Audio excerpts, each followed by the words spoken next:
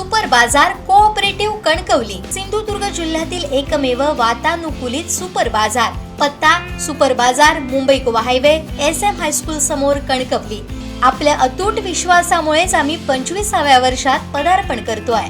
दोडामार्ग तालुकावासियांच्या मागणीनुसार तालुक्यात सुरू असलेल्या विविध विकास कामांना वेग आलाय। याच पार्श्वभूमीवर शुक्रवारी आमदार दीपक केसरकर यांनी तालुक्यातील विकास कामांचा आढावा घेतला। यावेळी केसरकर यांनी दोडामार्ग नगरपंचायत, पंचायत समिती तसेच नव्याने उभारण्यात येत असलेल्या हॉस्पिटलच्या इमारतींची पाहणी केली। सुरू असलेल्या कामांची प्रगती आणि आवश्यक बाबींवर त्यांनी संबंधित अधिकाऱ्यांकडून माहिती घेतली। येत्या ऑगस्ट महिन्यात उपजिल्हा रुग्णालयाच्या नवीन इमारतीचं उद्घाटन करण्यात येणार असल्याचं यावेळी दीपक केसरकर म्हणाले। त्यामुळे तालुक्यातील आरोग्य सुविधांना मोठा दिलासा मिळणार आहे। बेडचं नवीन रुग्णालय मंजूर केलेलं होतं आणि त्याची पाहणी करण्यासाठी मी आलेलो होतो, कारण हल्लीच 5 कोटी रुपयाचा निधी या कामासाठी वितरित केलेला आहे। आता फक्त आणि 3 कोटीचा निधी वितरित केला की हे काम पूर्ण होईल। मी आरोग्यमंत्री महोदय आंबेडकर साहेबांचे आभार मानतो की त्यांनी प्राधान्याने 5 कोटी रुपयेचा एक हप्ता आम्हाला दिला आणि त्याच्यामुळे ह्या कामाला पुन्हा गती मिळू शकली। साधारण येत्या 3 महिन्यामध्ये हे काम पूर्ण करण्याचं आमचं उद्दिष्ट आहे आणि हे करत असतानाच दोडामार्गला आपण डायलिसिस सेंटर दिलेलं आहे। असंच डायलिसिस सेंटर आपण वेंगुर्ल्याला दिलं, शिरोड्याला दिलं आहे, सावंतवाडीला तर पूर्वीपासून डायलिसिस सेंटर आहे। त्याच्यामुळे डायलिसिस सेंटर असलेला मतदारसंघ, पूर्ण डायलिसिस सेंटर असलेला सावंतवाडी हा पहिला मतदारसंघ आहे जिथल्या प्रत्येक हॉस्पिटलमध्ये डायलिसिस सेंटर आहे। आणि पहिलं डायलिसिस सेंटरसुद्धा ग्रामीण भागामध्ये सुरू करणारा पहिला सावंतवाडी तालुका होता आणि सावंतवाडीच्या हॉस्पिटलमध्ये पहिलं डायलिसिस सेंटर जवळजवळ 20 वर्षापूर्वी, त्या मला वाटतं 16-17 वर्षापूर्वी सुरू झालेलं आहे। आता तिथल्या मशीनसुद्धा बदलण्याच्या संदर्भात सूचना दिलेल्या आहेत आणि 2 नवीन डायलिसिस मशीन या सावंतवाडीच्या रुग्णालयाला उपलब्ध होतील। हे पूर्ण झाल्यानंतर जी जुनी इमारत आहे त्याच्यामध्ये डायलिसिस सेंटरची सोय असेलच, परंतु तिथं काही स्पेशल रूम करण्याच्या सूचना मी PWD खात्याला दिलेल्या आहेत। त्याला आवश्यक तो निधी, आपल्याला छोटासा निधी लागेल, त्याच्यामुळे तो जिल्हा नियोजन मंडळातूनसुद्धा उपलब्ध करून देता येईल। आणि इथल्या लोकांची मागणी आहे की आयुष्याचं एक सेंटर जसं सावंतवाडीला होतं आहे तसं दोडामार्गला व्हावं।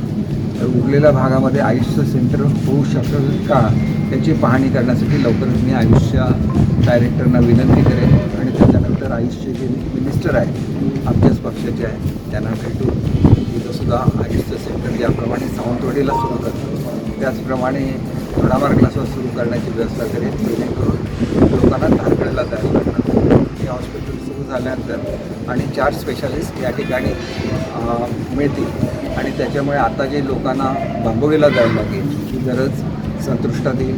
लवकरच सावंतवाडीचा मल्टी स्पेशालिटी हॉस्पिटलचा प्रश्न सुरू होतो आहे, त्या संदर्भात जे ॲफिडेविट पाहिजे ते राजकारणातल्या दोन्ही जे त्यांचे भाग आहेत दोघांनी करून देण्याचं मान्य केलं आहे। कालसुद्धा मी युवराजांशी बोललो होतो, त्यांना आठवण केली, त्याच्यानंतर कुमार भोगले साहेबांना आठवण केलेली होती आणि त्याच्यामुळे हे ॲफिडेविट झाल्यानंतर सावंतवाडीचं जे सध्या 50 बेडचं रुग्णालय आहे ते आताचं जे नवीन रुग्णालय आहे त्याच्या वरच्या मजल्यावर एक मजला वाढवून 50 बेड तिथं ट्रान्सफर करायच्या आणि आहे ते रुग्णालयाच्या इमारतीच्या ठिकाणी मल्टीस्पेशालिटी हॉस्पिटल उभारायचं।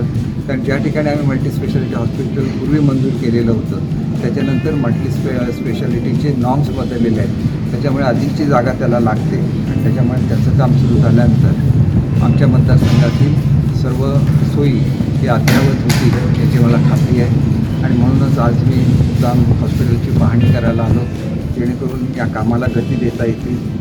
सिव्हिल सर्जन साहेब आहेत, एक्झिक्युटिव्ह इंजिनियर मॅडम आहेत, तहसीलदार आहेत, सर्वांना एवढ्यासाठी बोलवलं होतं की कुठल्याही कामामध्ये कोऑर्डिनेशनमध्ये कमतरता राहू नये। तर दोडामार्गला चांगल्या वैद्यकीय सुविधांचा अभाव होता, एकच 30 बेडचं रुग्णालय होतं, अशीच परिस्थिती वेंगुर्ला सुद्धा होती। तिथं कॅन्डी डिस्पेन्सरीवर अनेक वर्ष वेंगुर्ला तालुका अवलंबून होता, आता तिथं नवीन सुसज्ज हॉस्पिटल करून दिलेलं आहे आणि त्याच्यामुळे दोडामार्गचं हॉस्पिटल पूर्ण झाल्यानंतर सगळ्या ज्या वैद्यकीय गरजा आहेत आणि मल्टीस्पेशालिटी पूर्ण झाल्यानंतर सर्वदृष्ट्या वैद्यकीयदृष्ट्या सुसज्ज असलेला असा हा सावंतवाडी मतदारसंघ होणार आहे।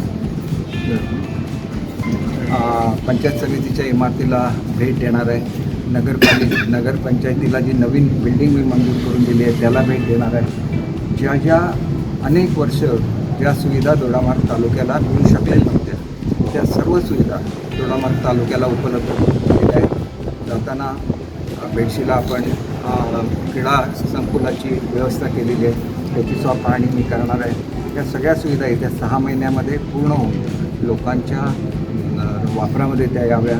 नगराध्यक्षसुद्धा या ठिकाणी आहेत, पंचायत समितीचे सभापती उपसभापती सगळे उपस्थित आहेत आणि हे सगळे लोकप्रतिनिधी आणि जिल्हा परिषद सदस्य आहेत, पंचायत समिती सदस्य आहेत, हे सर्व मिळून एकजुटीने दोडामार्गच्या विकासासाठी काम करत आहेत. त्याच्यामुळे त्यांना त्याच्यामध्ये यश यावं आहे, जे जे सहकार्य लागेल पूर्णपणे सहकार्य त्यांना दिलं जाईल.